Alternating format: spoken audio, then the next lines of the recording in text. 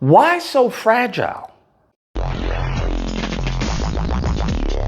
Oh my goodness. So let me just say this. I don't think anyone on this planet, besides the ignorance of this country, have any faith in Pete Hegseth or this administration, okay? Because everyone is a bunch of sycophants.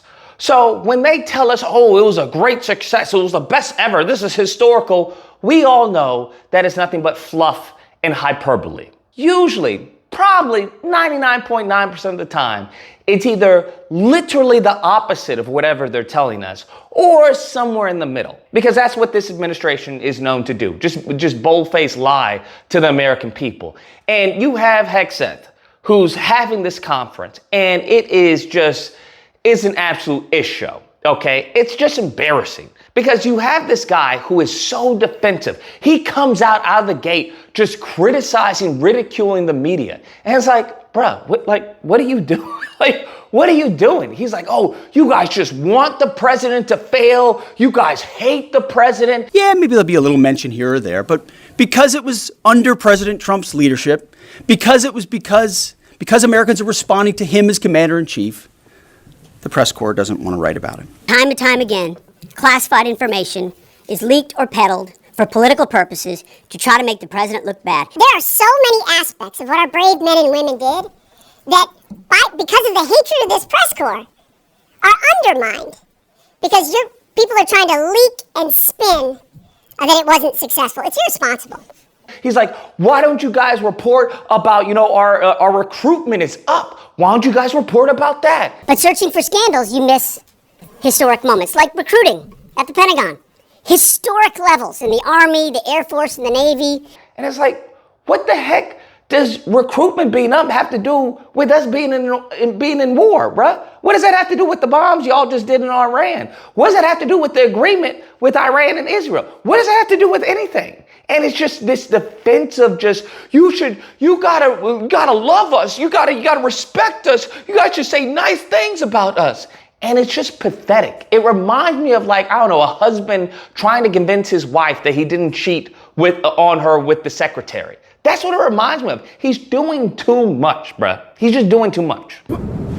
He's out of line, but he's right.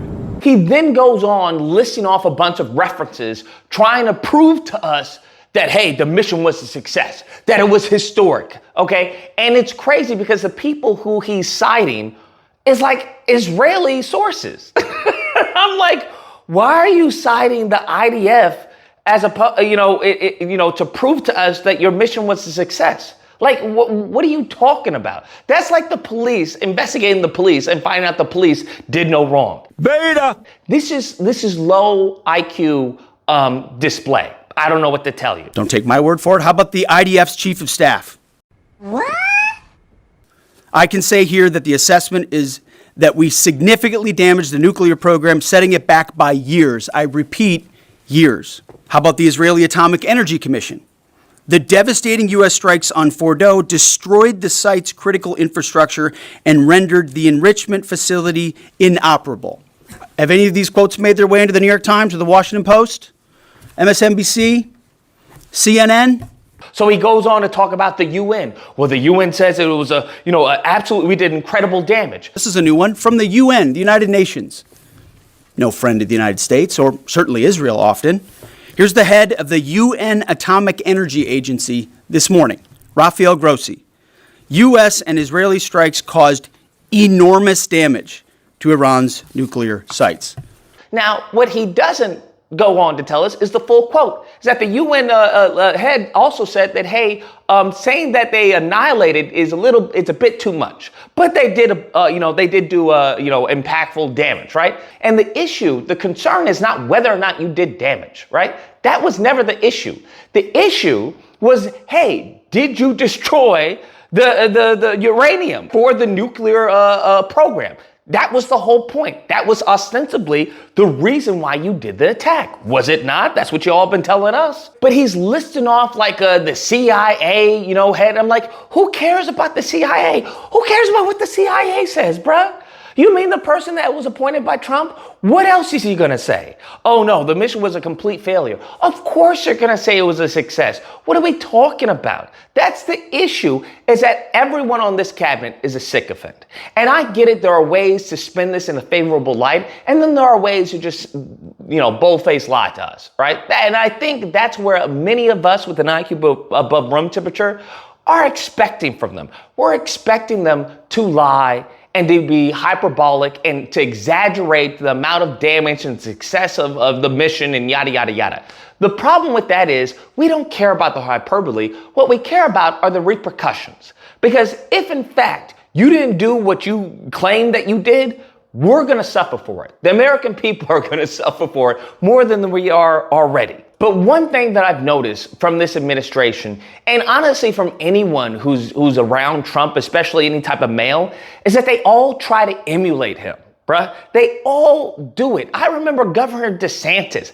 Governor DeSantis, when he was running for governor and the person he is now, two different people, bruh. Two different people. Because now he's talking like Trump talks. And how it works, the game plan is if the media says anything you don't like, you just criticize the media. You say, hey, they're the enemy of the people. Hey, you don't know what you're talking about. Oh, you're fake news. That's what you do. You just blow them out with a bunch of gish gallop. Oh, you guys are fake news. You got this wrong. You're this and that. You're the worst reporter ever. And that's what I've noticed that DeSantis is doing. And that's what I've noticed from Hegseth is doing. Because he attacks this reporter for no reason whatsoever. No reason whatsoever. Because do you want to know the question that the reporter asked? The question the reporter asked was, hey, are you 100% sure, right? Do you have confirmation that all the uranium has been destroyed, right? Do you have confirmation that it's done? It's donezo. It's game over for them. Do you have certainty that all the highly enriched uranium was inside the Fordo Mountain, or some of it, because there were satellite photos that showed more than a dozen trucks there 2 days in advance? Are you certain none of that highly enriched uranium was moved? And Hegseth is like, hey, I know you. You're like the worst of the reporter. You put out these fake news. Of course, we're watching every single aspect, but Jennifer, you've been about the worst, the one who misrepresents the most intentionally. What the president says. I'm familiar. And the only difference is, that the reporter actually did a little clap back. The reporter calls him out, says, that's not true. I take offense to that because I've been very accurate with my reporting of such and such and such and such. And he just stands there just with egg on his face. The ventilation shafts on Saturday night. And in fact, I was the first to describe the B-2 bombers, the refueling, the entire mission with great accuracy. Damn. Right? Because these people are not used to pushback. They're used to people saying, oh, yes, sir, absolutely, absolutely. That's what they're used to. So when you get someone who pushes back, they just cower. They just cower like the cowards they are. Eventually, he answers the question because another reporter brings it back up, because he doesn't answer the question when she asks it, but he answers the question again, saying that, hey, I'm unaware of anything that's being moved. The uranium was removed from the facility before the B-2 struck. So I'm not aware of any intelligence that I've reviewed that says things were not where they were supposed to be, moved or otherwise. Because what it was alleged was that the uranium, the resources, was moved 2 days prior to the attack. So, which would make the attack null and void, make it pointless. So he's saying, based off of what I've seen, I haven't seen any intel that would, suggest that they moved the resources, elsewhere. Okay, how hard was that to say, bro? How difficult was that to say? The problem is, do we believe you? That's the problem. And I would argue, no, we don't. We think he's just a glorified alcoholic, bro. These are the only type of people that fail up. All right. This is the only administration, bruh, that you can fail up. You can be completely incompetent. And as you're failing up, you're lambasting black pilots, you're lambasting DEI. And it's just like, it's like bizarro world, bruh. That's what we're dealing with. It's like bizarro world. And for the rest of us on the outside looking in, this seems like incompetence. That's what this seems like. It seems like someone who's trying to just completely brown nose the president, and more than necessary at this point, because Do you know those people? I'll give you an example. You know those people who are incompetent, they're not good at their job, but because they brown nose the manager and they make the manager feel superior, they keep their job, right?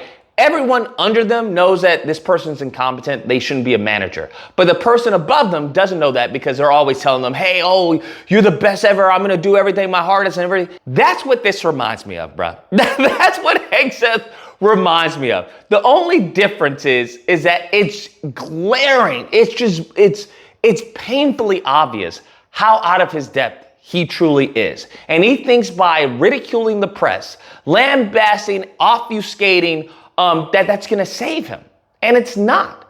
It's just gonna dig his hole that much deeper. And if he thinks Trump gives two cents about him, he's cuckoo for Cocoa Puffs. Trump will cast him aside, just like he's done everyone else that doesn't fit in line with his agenda. As soon as he's used you or you make an excuse, he'll throw you under the bus and be on to the next one. Well, he was incompetent to begin with, all right? I had my fears of him when I hired him, but I thought he could do it, but apparently he can't. That's what Trump will do with him. That's exactly what Trump will do with him. And all these people are going to have egg on their faces because that's exactly what's going to happen. That's exactly what's going to happen. Just give it some time, bro. Give it some time. All right? We're not even in a full year. And look at all the freaking nonsense and ruckuses that has been happening in this administration. Oh, give it some time.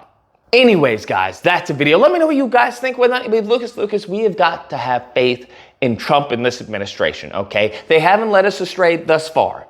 Or if I believe you are cuckoo for Cocoa Puffs, fam. Cuckoo for Cocoa Puffs, all right?